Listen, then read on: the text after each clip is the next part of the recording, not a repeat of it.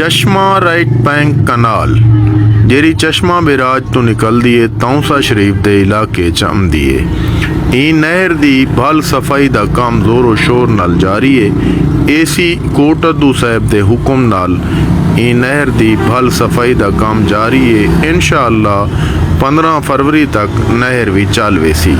तमाम दोस्तों को खुशखबरी थी और असा अपील करे सूँ महकमा इरीगेशन एसी साहब कोट अदू कोलो कि ड्रेनें दी भल सफाई दा काम भी कराया वंजे ताकि रोद कोई दे पानी ई नहर को नुकसान ना देवें। अस्सलाम वालेकुम दोस्तों, क्या हाल है? ठीक हो? तबीयत से ठीक है? मैं हाँ तो अपना सिंगर खादिम हुसैन सिहानी। दोस्तों मैं अज मौजूद हाँ नहर चश्मा राइट बैंक कनाल दे उत्ते।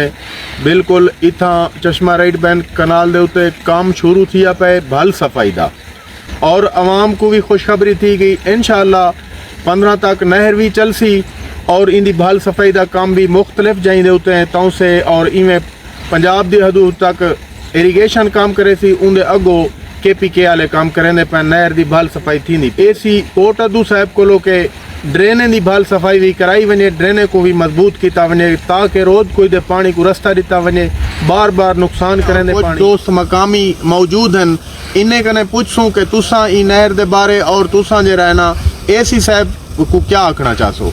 इस शुक्रिया अदा कराना चाहते जरा काम थींदा पे नहर दा। ठीक है, मेहरबानी इस दी तुम्हारी भी सरकार से मेहरबानी सही शुक्रिया। अल्लाह ताला तो खुश रखे। एसी साहब हमेशा सलामत रहो और हमेशा तुसा ई गरीब आवाम दे बारे सोचेंदे रहो। बिल्कुल ड्रेना भी सफाई करवाओ तुसा, तुहाडी मेहरबानी होसी। असा महकमा इरीगेशन को अपील करने आए कि ड्रेनें दी भल सफाई की वने।